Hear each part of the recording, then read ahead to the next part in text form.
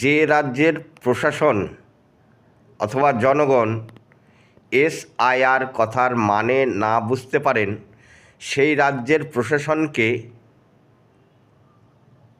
Immediately অথবা ভোটের পরবর্তীকালে যেন ওই প্রশাসনদের আর প্রশাসনিকতা করতে না দেওয়া হয়। এটাই আমার মনের ভাবনা, এবং যদি সঠিক হয়ে থাকে, সঠিক তো মনে হচ্ছে যে একেবারেই সঠিক। প্রশাসনদের কোনো রকম তাদের কোনো মায়না দেওয়া যাবে না।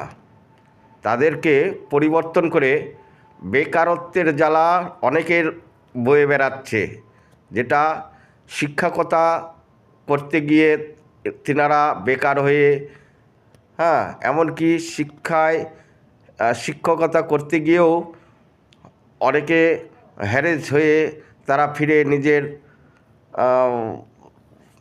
অন্য কর্মে লিপ্ত হতে বাধ্য হয়েছেন। স্রেফ আমাদের রাজ্যের প্রশাসনিকের কারণে। এখানে শুধু প্রশাসনকে দোষ দিলে হবে না, এখানে মুখ্যমন্ত্রীও এইসব কাজে জড়িত আছে বলে আমার মনে হয়।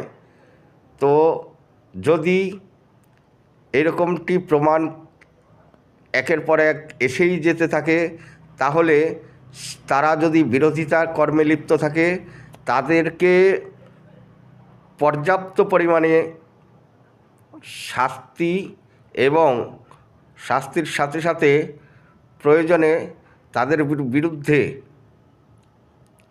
কেন্দ্রীয় বাহিনী পাঠিয়ে তাদেরকে শায়েস্তা করতে যে পদক্ষেপ করণীয়, সেই সব পদক্ষেপ করতে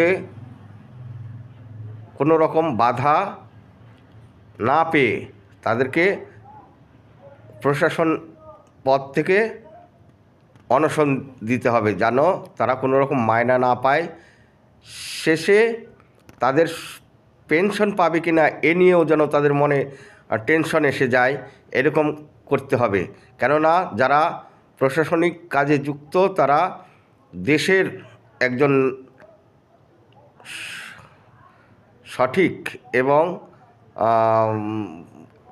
কোনো না কোনো প্রতিজ্ঞাবদ্ধ হয়ে তারপরে এই কাজে নামেন। তাই এনারা যদি ভুল কর্মে লিপ্ত থাকে, তাদের কঠোর থেকে কঠোরতম শাস্তির